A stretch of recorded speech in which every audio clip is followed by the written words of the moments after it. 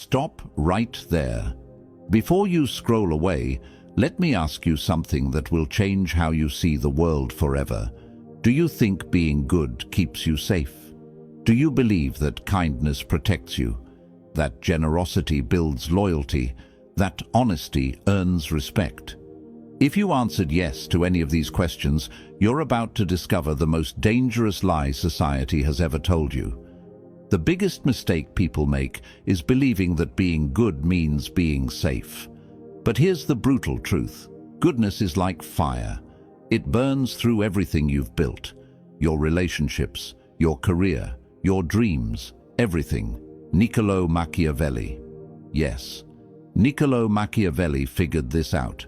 He watched good leaders fall. He saw kind rulers destroyed. He witnessed generous people betrayed by the very ones they helped. And he wrote it all down. Today, I'm going to share his hidden truth with you, the shocking cost of goodness that nobody talks about. In the next few minutes, you're going to learn why your goodness is actually making you weak, why people don't respect your kindness, they exploit it, and most importantly, how to transform goodness from your greatest weakness into your most powerful weapon. But first, let me be clear about something. I'm not telling you to become evil. I'm not asking you to hurt people. What I'm showing you is how to be good strategically, not blindly. Because the reality is, in a world full of wolves, being a sheep gets you eaten alive. Now, I want you to drop this affirmation in the comments. I choose strategic goodness. From today, everything changes. You will no longer use goodness blindly. You will use it strategically. In this video, we'll uncover why goodness doesn't always protect you. In fact, it often destroys you. And we'll see exactly how to transform it into a source of real power. Let's start with the first shocking truth. Number 1, goodness as exposure. Think about the kindest person you know. Now think about this. Are they truly respected? Or are they the person everyone calls when they need something? But truth is, being good makes you vulnerable, not secure. When you're consistently kind, people start seeing you as predictable. They know you won't fight back. They know you won't say no. They know they can push you around because you're too nice to do anything about it. You become the office doormat, the friend who always pays for dinner, the family member who always says yes to helping, even when it hurts you. Let me tell you about the person. He was the best team manager I ever met. He always helped his team, always covered for them, always put their needs first. Guess what happened? They promoted someone else over him. Why? Because nice people don't look like leaders. They look like servants. People don't respect your goodness. They exploit it. Think about it. When someone is always available to help, their help becomes worthless. When someone never sets boundaries, people will keep crossing them. When someone never shows teeth, people assume they don't have any. Your goodness becomes your weakness because it signals to the world that you can be taken advantage of.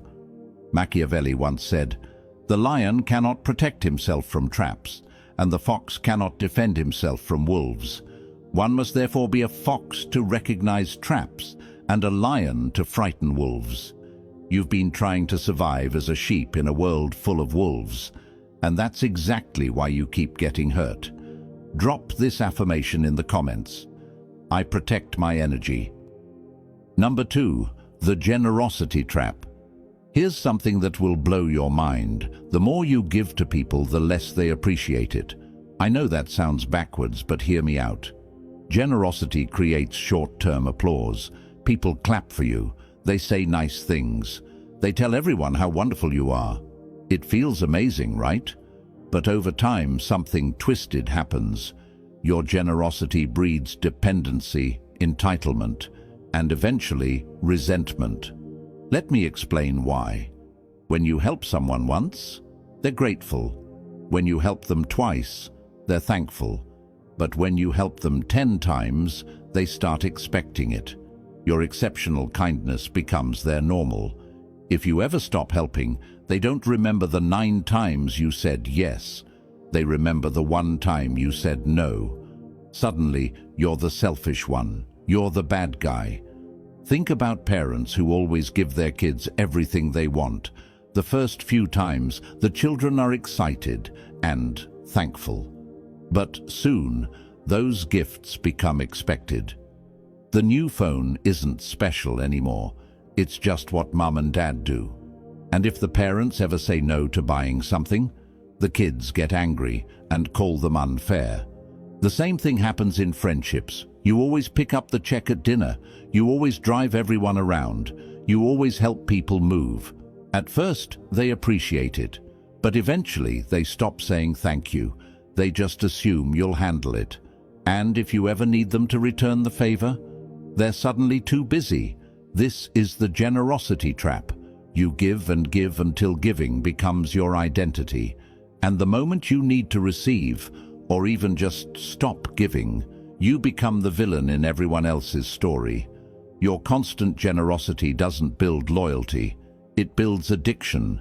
People become addicted to your giving, and like any addict, they get angry when their supply is cut off. The psychological truth behind this. Humans have something called hedonic adaptation. We get used to good things quickly. What once felt special becomes normal. What once felt generous becomes expected. So your repeated acts of kindness actually lose their power over time. They become invisible. People stop noticing them because they're so common. But your single act of saying no, that stands out like a red flag. That's what they remember. That's what they focus on. That's what they complain about. This happens everywhere. At work, if you always stay late, staying late becomes your normal. Nobody celebrates it anymore. But leave on time once and suddenly you're not committed. In relationships, if you always compromise, compromise becomes expected. But stand your ground once, and you're being difficult. Machiavelli once said, "Benefits ought to be conferred gradually, and in that way they will taste better." The man understood something most people never learn. Scarcity creates value. Abundance destroys it. Drop this affirmation in the comments. I give strategically. Number 3, the mask of virtue. Here's a truth that might make you uncomfortable. Society believes in appearances, not reality. People don't care if you're actually good. They care if you look good. They don't judge your heart. They judge your image. This means that to maintain power and respect, you must wear the mask of goodness while keeping control beneath the surface. Look at the most successful people you know. Do you think they got there by being genuinely nice to everyone? Not. They got there by being smart about when, how, and to whom they show their goodness. They smile in public and make hard decisions in private. They show mercy when it serves them and show strength when it's needed. They understand that the appearance of virtue is more powerful than virtue itself. This isn't about being fake. This is about being strategic. Think about it like this. A doctor might need to cut you open to save your life. Is the doctor being cruel? Not. The doctor is doing what needs to be done, even if it causes temporary pain. Real leaders understand that sometimes being truly good means looking temporarily bad. Sometimes helping someone means saying no to them. Sometimes protecting your team means making unpopular decisions. The mask of virtue isn't about deception, it's about timing. It's about knowing when to show your soft side and when to show your steel. Most people get this backwards. They show their weakness to enemies and their strength to friends. Smart people do the opposite. Machiavelli once said, "Everyone sees what you appear to be. Few experience what you really are." He understood that perception shapes reality. If people perceive you as weak, you become weak. If they perceive you as strong, you become strong. I want you to drop this affirmation in the comments. I control my image. Number 4. The economics of power. Every single thing you do has a cost. Every favor you grant, every time you say yes when you want to say no, every moment you spend helping others instead of building yourself. Most good people never think about this. They give and give until they have nothing left. Then they wonder why they feel exhausted, resentful, and taken advantage of. Here's what you need to understand. Your time, energy, and resources are finite. When you spend them on others, you have less for yourself. This isn't selfish to acknowledge, it's mathematical. Unlimited kindness drains your strength, and when you're drained, you can't help anyone, including yourself. Think about airplane safety instructions. They tell you to put your oxygen mask on first, then help others. Why? Because if you pass out trying to help someone else first, now 2 people need rescuing instead of 1. Life works the same way. If you exhaust yourself helping others, you become someone who needs help. Now you're a burden instead of an asset. Smart people understand that to survive and thrive, resources and energy must be guarded carefully. This doesn't make you mean. It makes you sustainable. I learned this lesson the hard way. For years I said yes to everyone, every request, every favor, every quick question that turned into hours of work. I thought I was being good. But you know what happened? I started resenting people. I felt angry and bitter. My own project suffered. My own dreams got delayed. And ironically, I became less able to help the people who truly needed it. That's when I realized something crucial. Saying yes to everyone means saying no to yourself. And when you abandon yourself, you eventually abandon everyone else too. The most generous people in history weren't the ones who said yes to everything. They were the ones who said no to most things, so they could say yes to the right things in a big way. Machiavelli once said, "He who wishes to be obeyed must know how to command." You cannot command others if you cannot command your own time, energy, and resources. You cannot lead others if you cannot lead yourself. Now, I want you to drop this affirmation in the comments. I protect my resources. Number 5. Strategic use of virtue. I'm not telling you to become heartless. I'm not saying mercy, honesty, and generosity should be thrown away. What I'm saying is this: these virtues must be used like weapons, precisely at the right time, for maximum effect. A sword sitting on a shelf doesn't protect anyone, but a sword in the hands of a skilled warrior at the right moment can save a kingdom. Your goodness should work the same way. When you help someone, it should be intentional. When you show mercy, it should be strategic. When you're generous, it should create the outcome you want. Let me give you an example. Instead of helping everyone a little bit, help the right people a lot. Instead of being nice to everyone, be exceptionally kind to those who matter. Instead of saying yes to everything, say yes powerfully to the things that align with your goals. This approach does 3 things. First, your help becomes more valuable because it's scarce. Second, you actually create bigger positive impacts because you're focused. Third, people respect you more because you're selective. Think about the most respected leaders in history. Martin Luther King Jr. wasn't gentle with injustice. He confronted it powerfully. Mother Teresa didn't help everyone in the world. She focused intensely on the poorest of the poor. They were all good people, but they were strategically good. They used their virtue as a tool to create change, not as a way to be liked by everyone. How you do this in real life. Before you say yes to any request, ask yourself 3 questions. Does this align with my values and goals? Can I do this without depleting myself? Will this person appreciate and respect what I'm doing?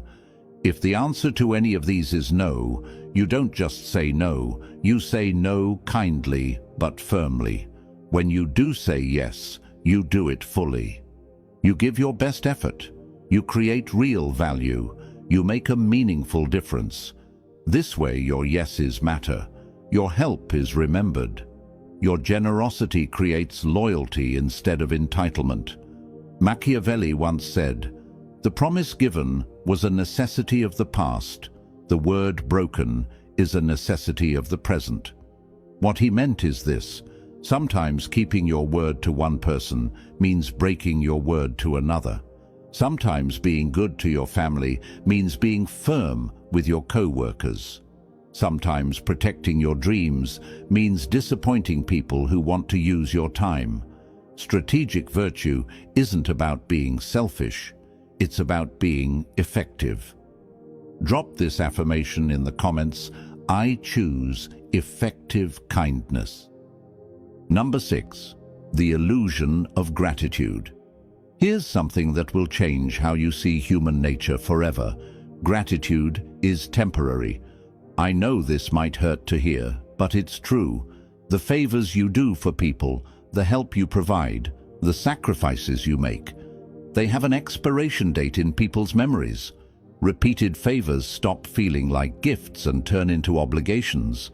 What starts as "thank you so much" becomes "you should do this," becomes "why didn't you do this?" You help your neighbor move. They're incredibly grateful. You help them move again 6 months later. Still thankful, but less excited. You help them a third time. Now they just expect it. The fourth time they need to move, they don't even ask. They just assume you'll help. And if you can't, suddenly you're the bad guy. This is human psychology. We adapt to good treatment. We take it for granted. We start seeing exceptional kindness as normal treatment. In the end, people remember the advantage they got from you, not the kindness you showed them. This pattern repeats everywhere. In relationships, workplaces, friendships, and families, the person who always says yes becomes the person everyone expects to say yes. The reliable helper becomes the automatic choice for every problem. And when that person finally sets a boundary or says no, they're treated as if they've betrayed everyone's trust.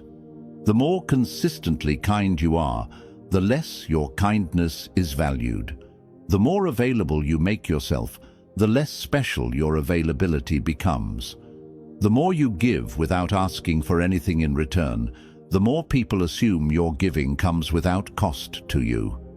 This is the illusion of gratitude. We think that doing more good things will make people more grateful, but actually, it makes them less grateful because they expect more good things. The people who appreciate you most are often the people you help least frequently.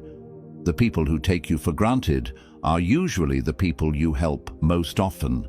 This doesn't mean people are evil. It means people are human. And humans naturally adjust their expectations based on their experiences. Understanding this psychological reality doesn't mean you should stop being kind or helpful. It means you should be strategic about it. Set boundaries. Make your help conditional sometimes. Let people experience what it's like when you're not there to solve their problems. Machiavelli once said, "Men judge generally more by the eye than by the hand, for everyone can see and few can feel." People see what you're doing now more clearly than they remember what you did before. Your past kindness becomes invisible. Your current actions are what they judge you by. Drop this affirmation in the comments. I create lasting impact. Number 7. Results over intentions. The world judges outcomes, not motives. You might have the purest heart in the world. Your intentions might be golden. But if your actions don't create the results you want, none of that matters. History doesn't remember people who meant well. It remembers people who got things done. Let me ask you something. Would you rather be remembered as someone who was really nice but didn't accomplish much? Or someone who might have seemed tough but actually made the world better? Most people choose the first option because it feels safer. But here's what they don't realize. Being remembered as just nice means being forgotten entirely. You see, there's a brutal but undeniable truth. Sometimes being truly good means doing things that don't look good in the moment. Surface-level kindness often creates temporary comfort, while tough decisions create lasting impact. A parent who disciplines their child isn't being mean. They're being good by teaching the child important lessons. A teacher who gives tough grades isn't being cruel. They're preparing students for the real world. A boss who sets high standards isn't being unreasonable. They're helping their team grow stronger. Real goodness is about results, not appearances. It's about creating positive outcomes, not just positive feelings. This is where most good people go wrong. They focus on being liked instead of being effective. They choose comfort over growth. They pick temporary peace over lasting positive change. But here's the truth. If you're not getting the results you want from your goodness, you're not being good enough. You're being nice, which is different. Nice people avoid conflict. Good people resolve conflict. Nice people tell people what they want to hear. Good people tell people what they need to hear. Nice people maintain the status quo. Good people create positive change. The world is full of nice people who accomplish nothing. What the world needs more of is good people who get results. Machiavelli once said, "The end justifies the means." Now, this doesn't mean you should do evil things to achieve good outcomes. What it really means is that your good intentions don't matter if they don't create good results. People don't live inside your heart. They live with the consequences of your actions. So remember this. Real goodness requires courage. It requires you to prioritize outcomes over appearances. It requires you to stop asking, "Will they like me?" and start asking, "Will this actually make things better?" At the end of the day, people won't remember your intentions. They'll remember what you built, what you changed, and what you left behind. Drop this affirmation in the comments. I focus on outcomes. Number 8, legacy and survival. Let's talk about what really matters, how you'll be remembered and what you'll leave behind. History doesn't honor the merely good. It honors those who survived, endured, and turned their outcomes into greatness. Think about this for a moment. Can you name 5 nice people from history?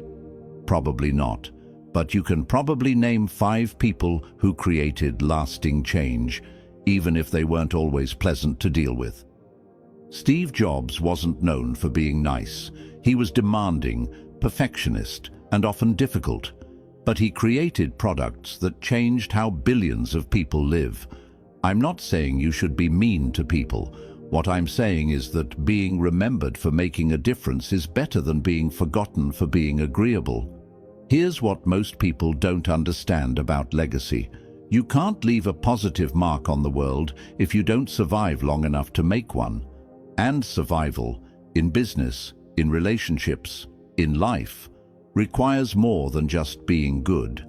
It requires being smart, strategic, and sometimes tough. The kindest people in the world can't help anyone if they get crushed by those who take advantage of them.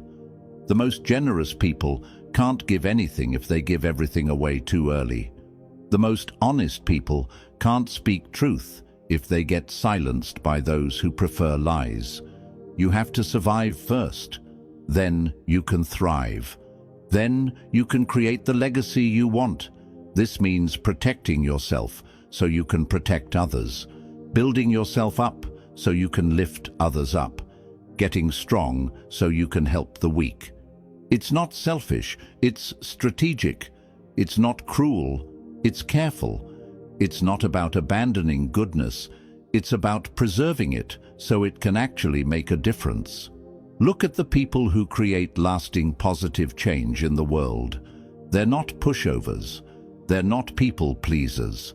They're not afraid to say no, set boundaries, and make hard decisions.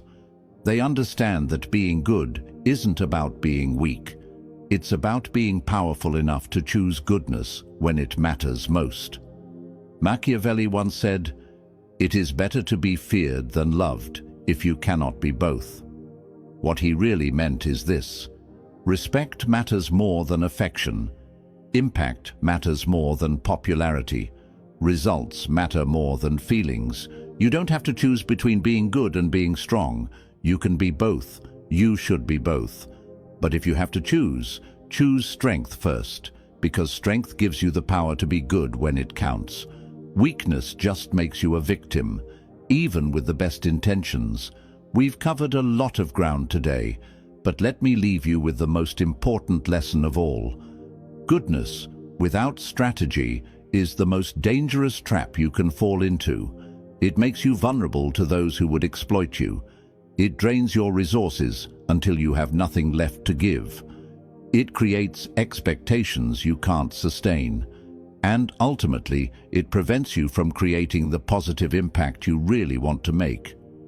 But goodness with strategy, that becomes a weapon of survival and influence. It becomes a tool for creating real change. It becomes the foundation for a life and legacy that actually matters. You now know the shocking cost of blind goodness.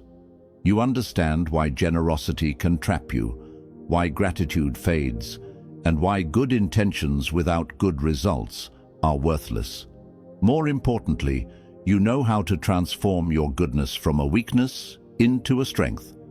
How to be kind strategically, how to help effectively, how to create outcomes that matter. Before you leave this video, I want you to make a decision. Are you going to keep being good in the old way, blindly, without boundaries, until it destroys you? Or are you going to start being good in the new way, strategically, effectively, powerfully? So here's the real question, and this is what will determine your future. Will you let goodness weaken you, or will you master it and turn it into power? The choice is yours. But now you have the knowledge to choose wisely. If this video opened your eyes to something new, hit that like button. If you want more truth that challenges how you see the world, subscribe to this channel and ring the notification bell. And if you know someone who needs to hear this message, share this video with them. Your goodness is not your weakness. When used strategically, it becomes your greatest strength. Drop this final affirmation in the comments.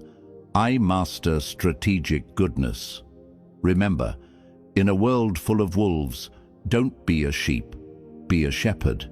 Be someone who protects the flock not through weakness, but through wisdom, strategy, and strength. Thank you for watching, and I'll see you in the next video.